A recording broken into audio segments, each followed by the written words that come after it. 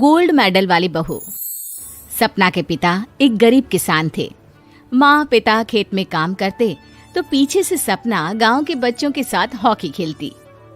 एक दिन शाम को सारा दिन खेलती रहती है, ये नहीं कि छोटे भाई को संभाले। माँ पता है, मैंने आज हॉकी में पास के गांव के लड़कों की टीम को हरा दिया। अरे वाह वाह मेरी बेटी, शाबाश। ये लेकर रुपया, जा जाकर टॉफी खा ले। सपना खुशी से पिता के गले लग जाती है और बाहर चली जाती है। अरे तुम इसको बिगाड़ रहे हो, मैं ना इसकी शादी ही करा दूंगी। ऐसा कैसे शादी करा देगी? हाँ, अभी तो उम्र खेलने की है। माँ बड़बड़ करती वहां से निकल जाती है, लेकिन शाम को उन लोगों के घर कुछ लोग आते हैं। अरे राम सुखिया, जरा ये तो बतलाओ सपना के बारे में क्या सोचा है?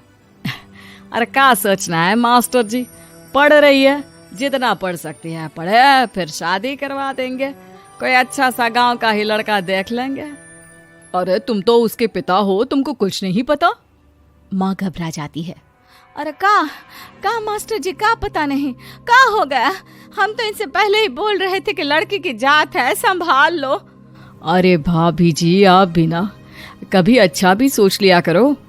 अरे सपना क्या खेलती है हॉकी, बड़े से बड़े आदमी भी नहीं जीत पाते हैं उससे।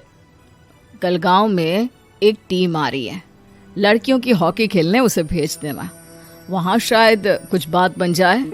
अरे ना ना मास्टर जी, कोई खेल वेल नहीं करवाना है हम लोगों को, वो भी शहर के लोगों के साथ तो बिल्कुल भी ना। शहर के लोगों को ना कोई भरोसा नहीं होता मास्टर जी। अरे कैसी बात कर रही हो सपना की माँ, बुरा आदमी तो हर जगह मिल जाएगा, उसके लिए शहर का और गांव का। हाँ हाँ मास्टर जी, हम लोग तैयार हैं, कल आ जाएगी सपना वक्त से। माँ के लाख मना करने पर भी पिता सपना को हॉकी टीम के लिए भेज देते हैं। शाम को सपना वापस आती है, लेकिन लट के मुंह से। और क्या हो गया, मार खाई हो का? कौन मारेगा हमें? कोई मार वार खाकर नहीं आए। अरे फिर शकल पर 12 क्यों बजे हैं, बताओगी? देखो माँ, आप समझोगी नहीं, बताकर फायदा क्या है? अरे बिटिया रानी, हम तो समझेंगे ना, हमें ही बता दे। सपना पापा के गले लग जाती है। पापा, मैं ना सिलेक्ट हो गई हूँ भारत की हॉकी टीम में खेलने के लिए। अरे वाह, ये तो बहुत ही खुशी की बात है मेरे बच्चे। फिर मेरी गुड़िया काहे परेशान है? पापा, मुझे दिल्ली जाना पड़ेगा आगे की प्रैक्टिस के लिए। माँ जो सारी बात सुन रही होती है, जोर से चिल्लाती है। एक पैसा नहीं है मेरे पास, समझे? कुछ नहीं दूंगी।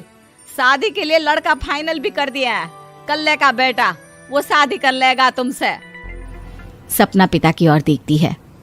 अरे देख सपना, खेलने दिल्ली जाना है तो सिर्फ इसी शर्त पे कि आकर कल्ले से बेटे से चुपचाप शादी कर लेगी, बोल। अरे ठीक है ना, कल्ले का बेटा तो बहुत ही समझदार है, सरकारी नौकरी है उसकी, मान गया वो तो सपना शादी कर लेगी। सपना भी धीरू, जो कि कल्ले का बेटा था, उसे जानती थी। वो मन ही मन सोचती है कि शादी तो वैसे भी होनी है, लेकिन माँ की ये शर्त मान गई तो जीवन जीने का एक मौका तो जरूर मिलेगा। हाँ, मुझे मंजूर है। हाँ, तो कल मैं उन लोगों को बुला लूं? पिता और सपना दोनों एक दूसरे को देखते हैं। अब माँ ठीक है ना, बुलाने की क्या जरूरत है, वो लोग पसंद कर रहे हैं ना मुझे, वही ठीक है। बस आप तो मेरा दिल्ली का बैग पैक कर दो। सपना दिल्ली जाती है, दिल्ली टीम के लिए खेलने के लिए। सपना खूब अच्छा खेलती है और गोल्ड मेडल जीत कर आती है। जब वो गांव आती है तो उसका जोरदार स्वागत होता है। हर कोई सपना सपना चिल्ला रहा होता है। और सपना के पापा, तुम्हारी बेटी ने तो गांव का नाम रोशन कर दिया है।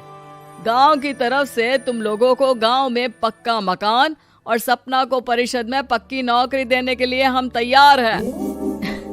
अरे वाह वाह, पक्का मकान, ये तो बहुत अच्छी बात है, लेकिन सपना की नौकरी नहीं चाहिए हमें। हाँ, कैसी बात कर रही हो सपना की माँ? लड़की की नौकरी रहेगी तो अपने पैरों पर खड़ी रहेगी, किसी के आगे झुकने की जरूरत ना पड़ेगी। अरे चुप रहो, हम तो नौकरी ना करते हैं, पर मजाल है कि किसी के आगे झुके हो। ना ना, हमारी बेटी नौकरी नहीं करेगी। पिता लाख समझाते हैं, लेकिन माँ नहीं मानती। और फिर वो दिन भी आ जाता है जब सपना को अपने कहे अनुसार लड़के से शादी भी करनी पड़ती है। ससुराल में। ए बहू, तू रोज रोज सुबह कहाँ जाती है? घर का सारा काम निपटा कर कहाँ भागती है? माँ का घर तो पास ही है, वहीं निकल जाती है क्या? नहीं माँ जी, मैं हॉकी खेलने जाती हूँ, मुझे खेलना पसंद है। खेलना पसंद है? अरे कैसी बात कर रही है बहू, शादी के बाद तो कोई लड़की खेलती फैलती नहीं है, वो घर का काम काज देखती है।